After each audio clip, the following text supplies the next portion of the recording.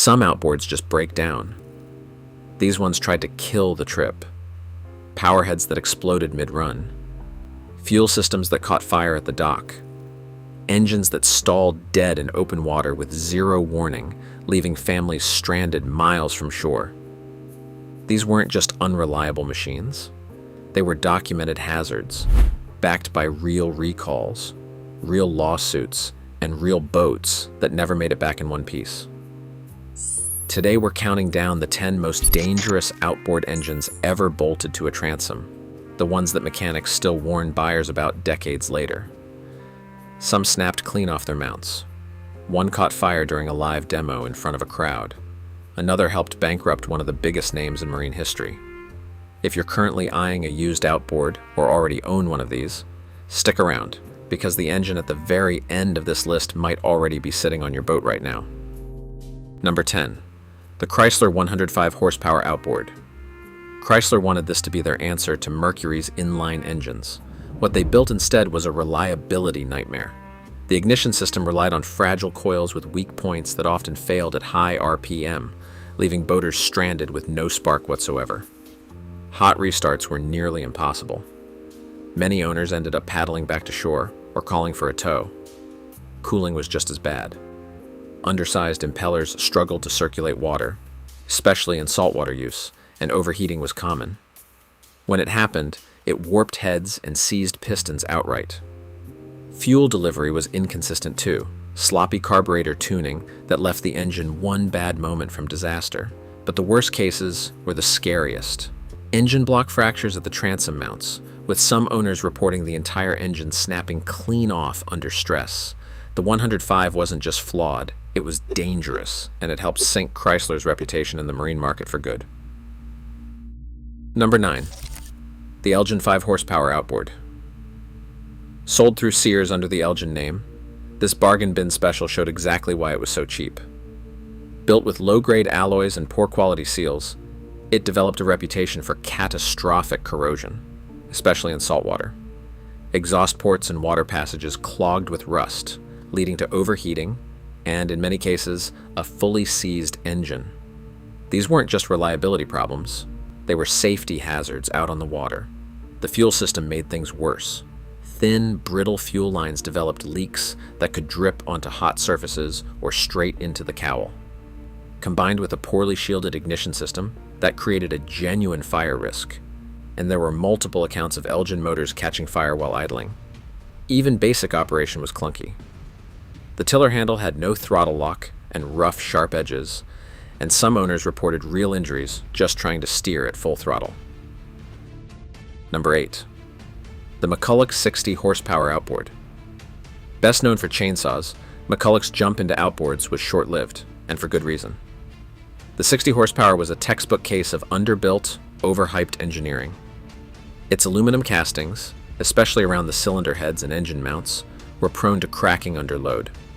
Vibration was severe, and many motors literally shook themselves apart after just a few seasons of regular use. The ignition system was just as unreliable. Exposed wiring inside the cowl would short out in damp conditions, and the coils frequently failed under heat. Several users reported actual engine fires caused by fuel leaks and corroded terminals sparking inside the cowling. For a motor built to power family runabouts, that's not just inconvenient, that's dangerous. Parts availability dried up fast once McCulloch exited the marine business entirely, leaving owners stranded with unserviceable motors. Today these engines mostly sit on collectors' shelves, admired but never run. Number 7. The Suzuki DT140.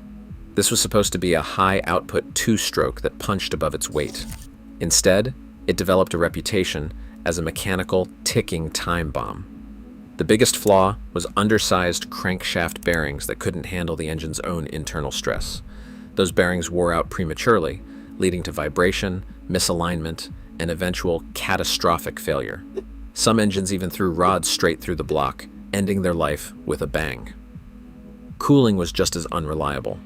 The water passages were narrow and prone to clogging, especially in saltwater, and overheating often went unnoticed until it was too late. If the impeller failed, which it frequently did, the engine could overheat within minutes. Owners reported scoring on cylinder walls and rapid compression loss. Even when it was running fine, the DT140 never felt smooth, constantly reminding owners it simply wasn't built for the long haul. Suzuki eventually abandoned the design for good. Number 6. The Mercury Black Max 5.6 liter. This was a performance milestone. Fast, sleek, and aggressive on paper. But under that cowling lurked some nasty surprises. Early models were plagued by CDI failures, which caused sudden loss of spark at high RPM. One moment you were flying across the water, the next you were dead in the water with a boat that wouldn't restart. Many boaters reported total electrical failure, sometimes miles offshore with no help in sight. Another serious flaw was the timing advance system. When it malfunctioned, it could trigger detonation inside the cylinders, blowing holes straight through pistons or damaging the crankshaft entirely. Combined with brittle wiring and old-school analog controls, the Black Max often demanded constant attention just to avoid a catastrophic breakdown. Despite all that power, the early engines became known more for blackouts than reliability. Mercury eventually fixed the design, but those early units earned a permanent place in history as one of the most dangerous performance outboards ever built. Number 5. The OMC Cobra C Drive. This was a bold but deeply flawed attempt to blend the advantages of an outboard with the feel of a stern drive. Instead, it gave boaters the worst of both worlds. Mounted lower and deeper than traditional outboards, the C Drive was prone to water intrusion, flooding the power head and frying electrical systems entirely. Even a slight misalignment or a single backing wave could send water straight into the cowl, leading to short circuits or full hydrolocking. Its proprietary hydraulic trim system was another liability. These units were heavy and complex, and when the trim or steering hydraulics failed, especially mid-maneuver, it became nearly impossible to control the boat. Many boaters reported sudden drops in trim position while cruising, causing dangerous handling shifts or a total loss of control near docks. Maintenance was a nightmare on top of it all. The design offered poor access, parts were expensive or discontinued, and many repair shops refused to even touch them. By the early 90s, the C Drive was quietly discontinued for good reason. Number 4. The Evinrude 300 XP. This was a beast on paper. 3.6 liters of raw two-stroke power packed into a massive V8 layout, making it the most powerful outboard of its time, aimed squarely at offshore racers and speed freaks. But all that power came with serious engineering flaws. The lower unit simply couldn't handle the torque, often leading to blown gears and snapped drive shafts mid-run. In offshore races, it wasn't uncommon to see these engines drop out before the halfway point. Cooling and exhaust were just as problematic. The aluminum exhaust adapters were known to crack under heat and stress, sometimes leaking exhaust gases directly into the cowl.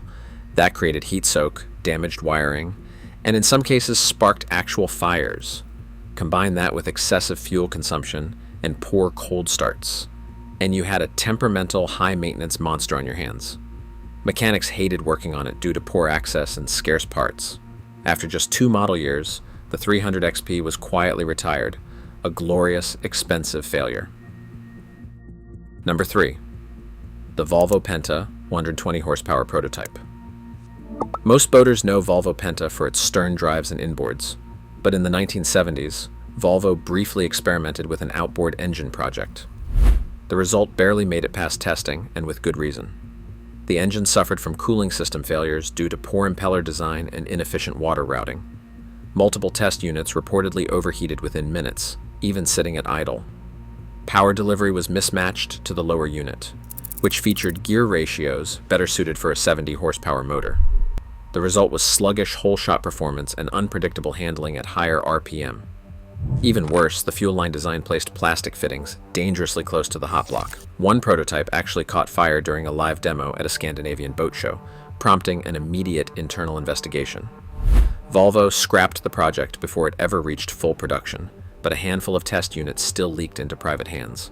For those unlucky few owners, the 120 horsepower outboard was a brief and genuinely dangerous chapter in marine history. Number 2. The Yamaha HP-D, a 250 horsepower, Series 1. When Yamaha released this engine, It was marketed as cutting-edge, high-pressure direct injection built for cleaner, more efficient performance. But in practice, these engines became notorious for catastrophic piston failures, often concentrated on cylinder number 2. The issue was lean conditions caused by clogged injectors or faulty fuel pumps, which led straight to detonation and scored cylinder walls. Many owners never saw it coming until the engine seized completely at speed. Worse, even tiny debris in the fuel system could disrupt the delicate high-pressure injection process. Boats that sat too long, ran ethanol-blended gas, or skipped frequent filter changes were sitting ducks for failure. Mechanics described the early HPDI 250 as unforgiving and high maintenance, especially compared to Yamaha's typically bulletproof reputation. Yamaha eventually refined the design with Series 2 updates, but the damage was already done. The Series 1 HPDI 250 became infamous in fishing and offshore circles, leaving behind a trail of stranded boaters and blown power heads. Number 1. The OMC FICT series. This was OMC's bold attempt at direct injection technology, and it backfired catastrophically. Early models of the 150 and 200 horsepower variants suffered from severe fuel system flaws. Faulty injectors and poor ECU mapping allowed raw fuel to pool inside the crankcase.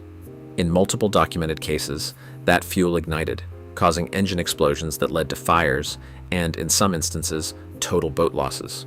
This wasn't just unreliable, it was genuinely dangerous. Recalls were issued, but by then the damage to OMC's reputation was already irreversible. Mechanics dreaded these motors due to frequent electrical gremlins, cracked pistons, and diagnostics that were nearly impossible to pin down. Many repair shops flat out refused to work on them at all. For a company already in financial trouble, the Ficht debacle was the final nail in the coffin. This engine didn't just stall in open water. It helped sink one of the biggest names in marine history. OMC declared bankruptcy shortly after, and the Ficht became a cautionary tale in outboard engineering gone catastrophically wrong. If your boat has one bolted to the transom right now, you need to know exactly what you're sitting on. From cracked castings to exploding fuel systems, these 10 outboards earned their place in boating infamy the hard way, through real fires, real recalls, and real families stranded far from shore.